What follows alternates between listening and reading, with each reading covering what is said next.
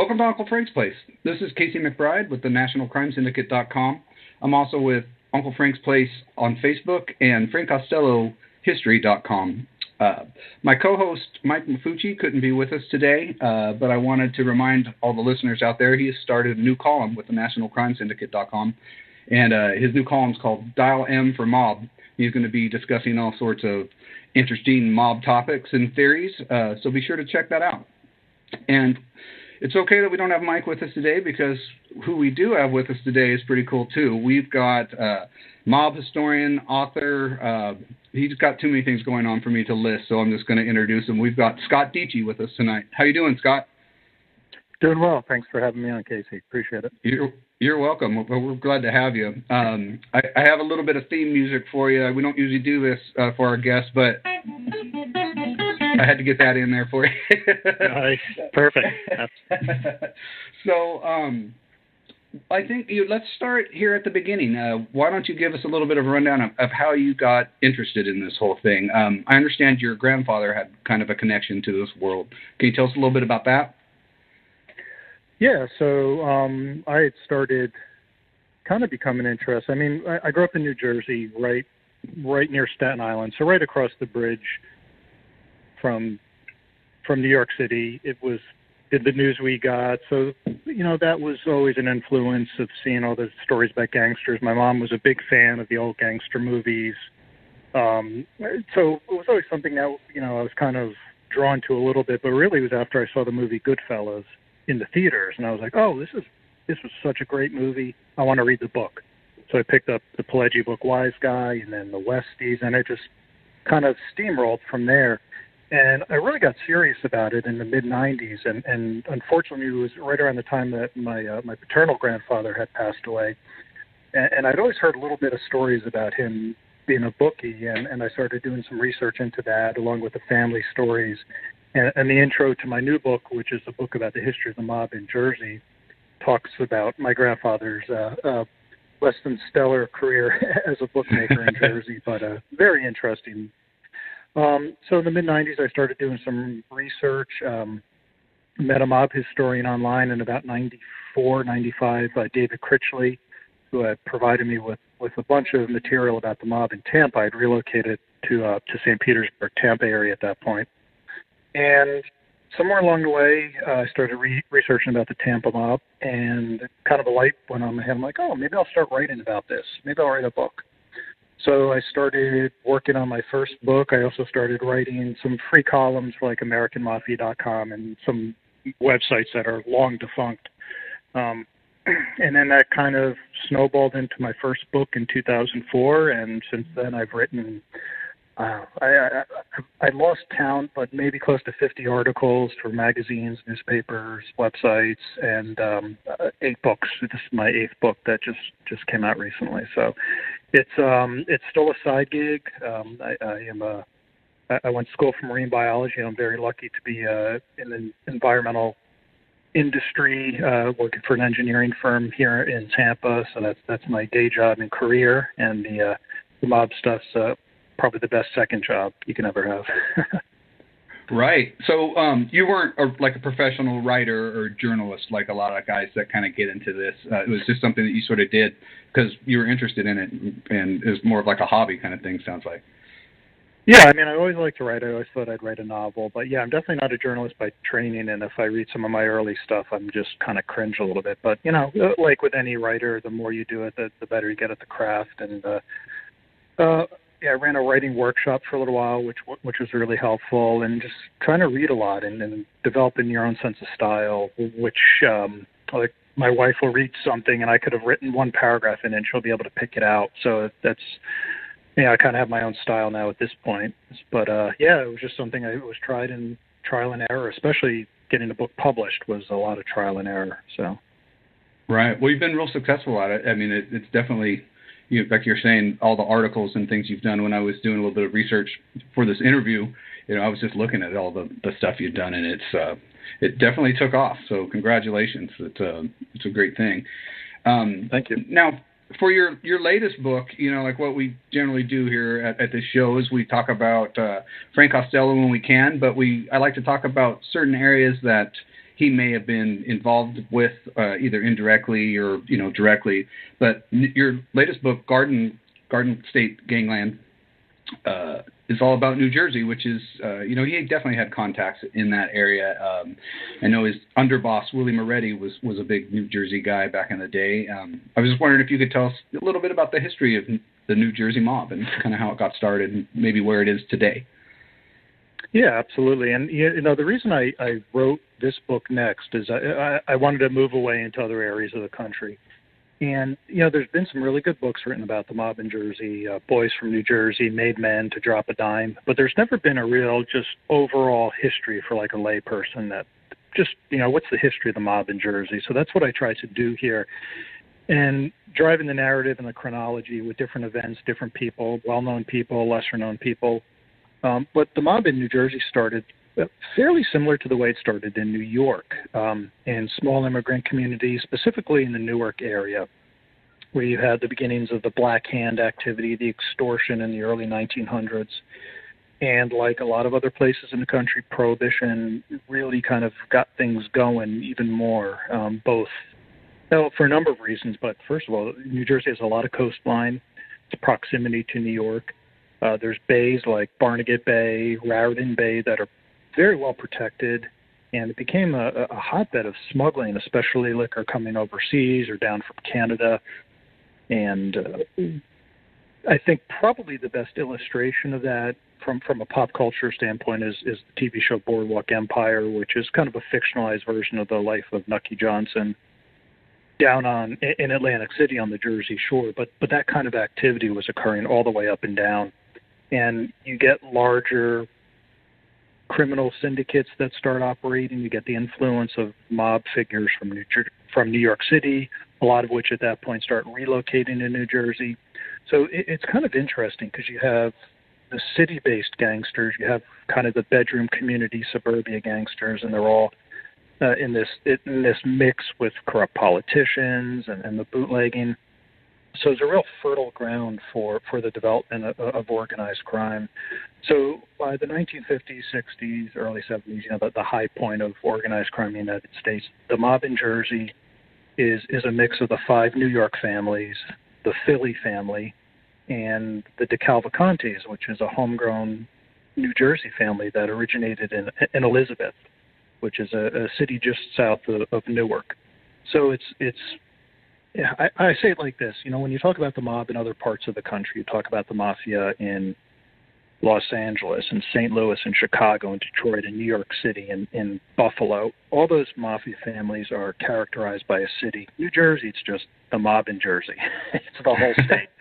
What you see in the early 1970s, too, and I talk about this in my book, is the formation of the State Commission of Investigation in New Jersey, which is still a viable entity to this day. And they're the ones that start uncovering a lot more of this organized crime influence in legitimate businesses and the political sphere. So much in the same way as it mirrors throughout the rest of the country, the mob in Jersey starts facing more law enforcement pressure, competition, attrition, just, assimilation. I think not so much attrition, but assimilation. So at this point, where we are today, it's kind of interesting because you could look at it 2 ways. Number one, the mob is not nearly as powerful as it was. They're going for lower level crimes. They're not in control of as many unions. The waterfront that the mob in New Jersey especially used to have very strong hold over. There's still influence there, but there's not many people working there anymore because it's all mechanized, it's all cranes, it's all automated now. But at the same token, the flip side is here we are in 2018 and we're still talking about the mob in New Jersey that's been around, over 100 years. So there's a continuity and a existence there that even though it's much smaller and it's much less powerful than it was, still exists. Yeah, it's interesting what you bring up too about technology, because generally when we think of technology, or at least when I think of how technology has hurt the mob, you think in terms of law enforcement and surveillance and things like that. But like what you're saying about just things that are mechanized now and things that don't require a human that you could pay off for, things like that.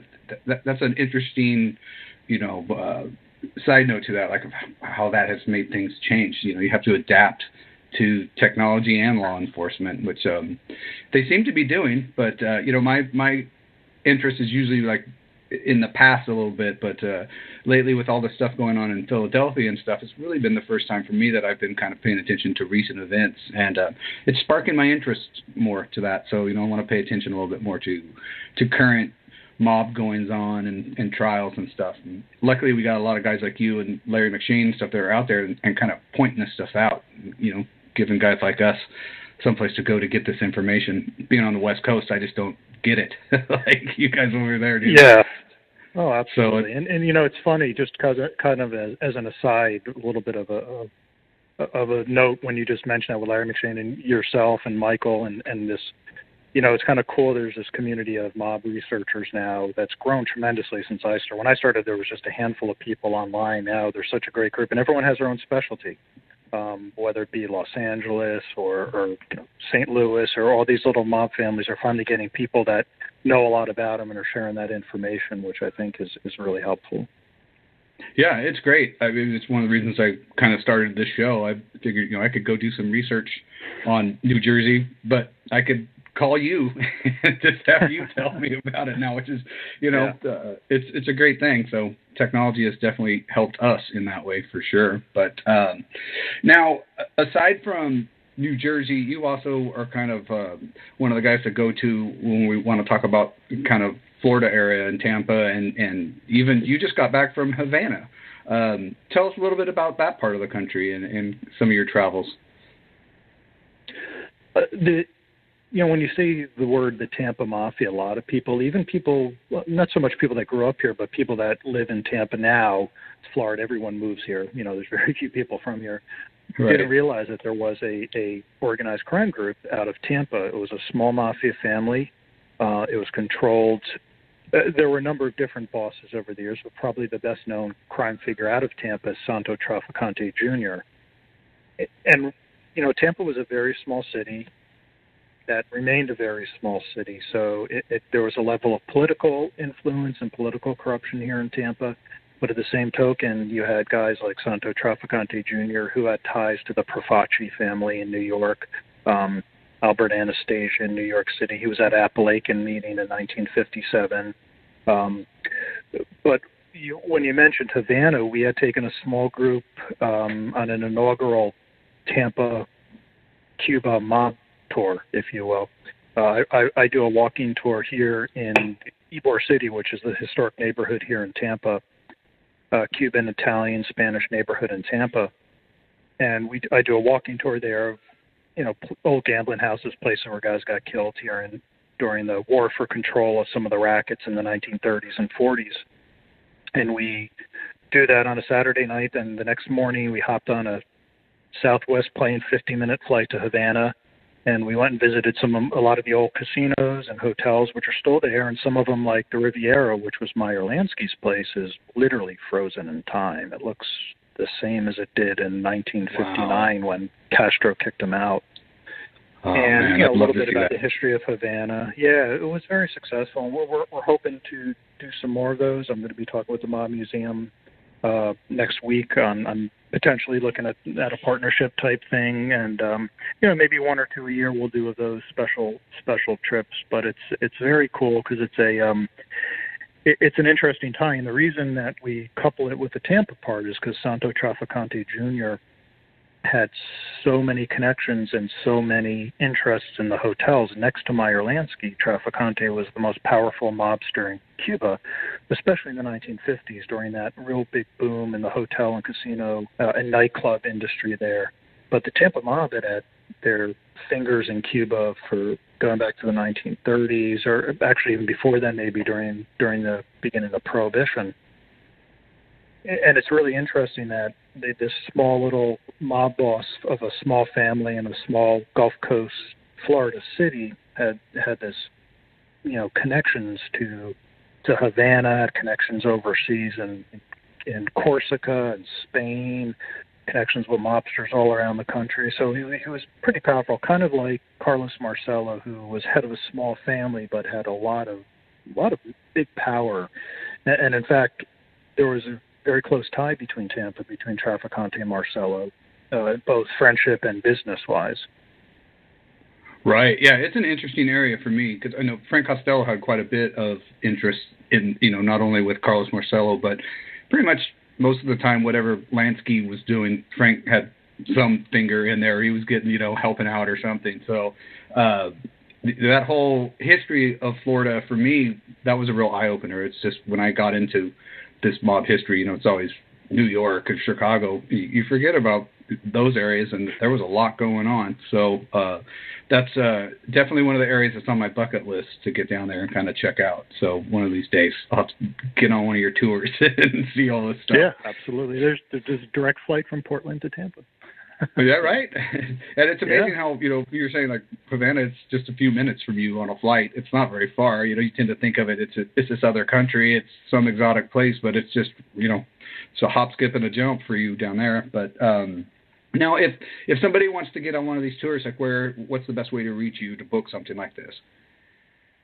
Yeah, we'll be starting up the tours again in the fall. We kind of had a couple sold out ones this spring. We don't do tours in the summer because you don't want to be walking around Tampa in the middle of the summer outside for an hour and a half. But if they go to cigarcitymagazine.com, which is a Tampa history magazine, on the events page, that's where we sell the tour tickets through, and they can get the information. We should be putting up fall tour dates probably within the next month. Oh, that's great. That'll be very cool. So, yeah, we'll try to keep people posted on that. Now, tell us a little bit about your Mob Museum talk that you've got coming up. It's going to be on March 15th. Is that correct? Yes, March 15th at, I believe, 7 p.m. And I'll be doing another book signing the following afternoon from 1 to 3 in the gift shop there. Going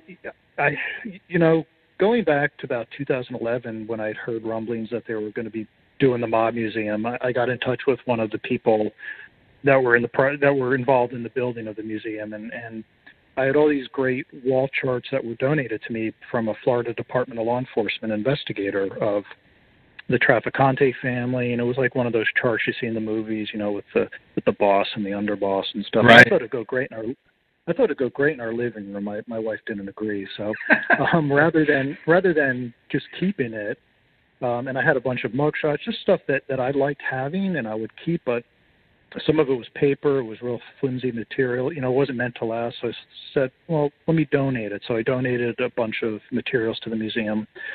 And I always joke, if you look on the wall of mugshots, there's an inordinate amount of Tampa guys on there. That's why, okay. Yeah, so that started a really good relationship with the museum. So I've done a talk out there. I've done 2 book signings. I had the best job ever. I was a judge in a cocktail competition out there. My last book, Cocktail Noir, was a cocktail book with a kind of a gangland twist. And then now I was asked to come back out and do a talk on the history of the mob in New Jersey. And probably the coolest honor is that this year I was appointed to their advisory board. So I'll be advising them and helping out with new exhibits, ideas of things they want to do, different programming options, kind of going in a new direction. And one of the great things about the museum is, I pretty much go there maybe once a year, and every time I've gone, there's different stuff, there's new exhibits, right. So they're constantly changing and looking to do the next big thing, and I think that's great. And not only people's interest in it, but the museum's willingness to put the money back into the museum and grow.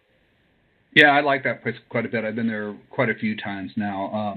I got to see Christian Cipollini talk there, and just passing through there for different things. I always go by, and like you said, it's always different. There's always something new, and they're really, I think they're really becoming kind of a leader in that. They're going to really be the place to kind of be globally. Really, they're doing a great job with that.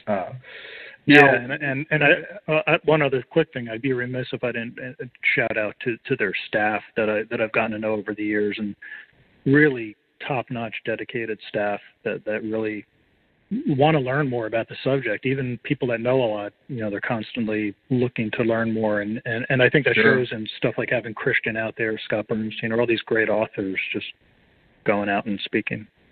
Yeah, I know.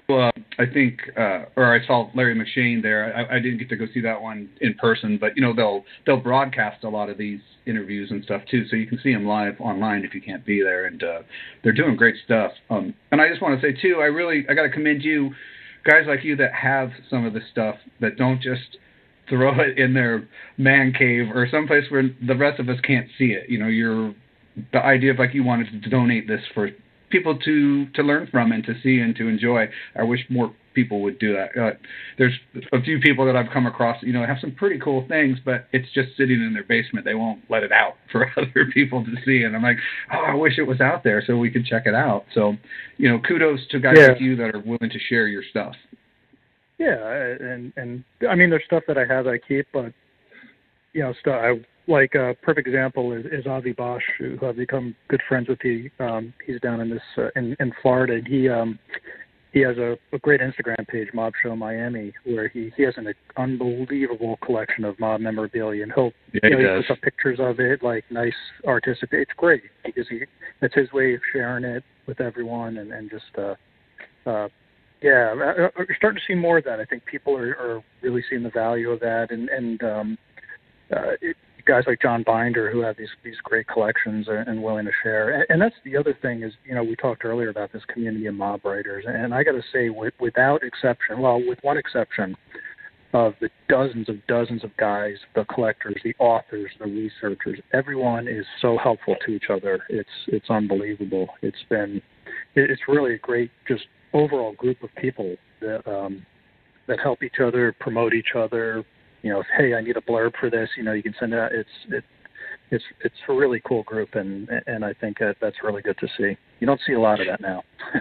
Yeah, it's fun. I've had. I was in New Orleans earlier in the year, and one night I got back to my hotel room. It was late. I was getting ready to crash. I'd been walking around seeing mob sites all day. I was tired, but I got a message from Avi, and he had a question about a Frank Costello thing. And then, we start, it's the middle of the night, we're sending pictures back and forth to each other and chatting. And it was, it's so much fun when somebody like that contacts you and they're like, hey, I have a question. Do you know about this? Can you help me with this? Or do you know somebody? And everybody seems to, generally be pretty willing to help each other out. It's fun. It makes it very entertaining.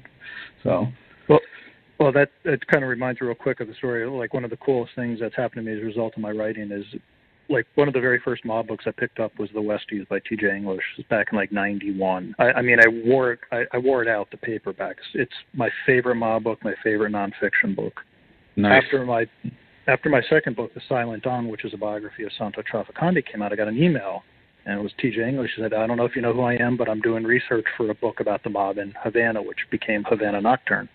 He's like, I'm going to be in Tampa, and I would love to meet you. And I'm like, yes, meeting your literary icon. Right. So he was great, and over the years we've become good friends. And that's so every time we're in New York, we get together. Or if he comes down here, we get together. So it was like a really cool thing that stemmed from that, exactly what he says, like, hey, I got a question. Can you help me out with this? So yeah, and he contacted you. You even contacted him. He reached out to you. That's the greatest. Yeah, because he wanted to know about Trafficante and his ties in Cuba, and ended up working out really well. And certainly Havana Nocturne is such a phenomenal book. Yeah, that's one of those, it's like Five Families. It's a classic one. Everybody loves that book. Now, you were just in New York for a book signing. Now, have you ever gone around New York, New Jersey before? I saw on your Facebook page, you were taking some pictures of some sites. Is that the first time that you'd really kind of gone out just specifically to see mob sites, kind of in the New York area, or have you done it before? I'd done it before. When I moved down here is when I started getting really more into the mob stuff. So prior to that, New York was just to go out drinking late at night. Sure. But the last, every time I go up there, I have a Google map that's just crazy with like different sites. So I'll hit like Lower East Side or Little Italy or Chinatown. Right. There's also, and I don't know the address, but there's a Google map of mob social crews. You can find it on Gangsters Inc. Right. That's real helpful. And this past time, I actually went up to East Harlem for the first time, which was cool. I'd never been up to East Harlem. So when, Pleasant Avenue and some of those old places up there. So, yeah, every time I go, I try to I try to do at least a little something, even if it's only for a couple hours. And, one of the things that really helps me with writing, and it's totally intangible because it doesn't serve any purpose in the book, is to get a sense of place. So Sure. if I'm writing about, like when I was writing about the Jersey mob, and I've been to the Ironbound section Newark, hundreds of times, but, going there looking specifically for the gangster places and seeing what neighborhoods they're in and how it looks, and just, kind of the feel, and especially in the Northeast where, unlike Vegas, where stuff stays up, Vegas is a little different because you go out there, 90% of stuff has been torn down and made Right. into bigger and better resorts. Right. But, I think that, when we go up to Chicago, New Orleans, I go out to work sometimes, same thing. Let's see, I think Marcelo's Club is down this street. Let me go hang out here and check it out. So it definitely helps the writing. I've been working on a project about Frank Costello in New Orleans with some guys, and they were offering to come up to Portland to talk to me about some stuff. And I was like, well, if we're going to do this, I should go there. I got to see this place. And a bunch of stuff that I had read, kind of put an image in my mind of New Orleans. But once I finally went there and walked around and saw those things, it's completely changed the way that I see and feel about that place. And it's such a unique city anyway. I wanted to see it regardless of the mob history, but being able to go there, it just, it really sparks your creativity when you're writing about it, because it's, it does something to you for sure. Yeah, and even like if I go out, like I was at a conference in Denver for work on a work trip a couple years ago. I'm like, where are we going to go to dinner?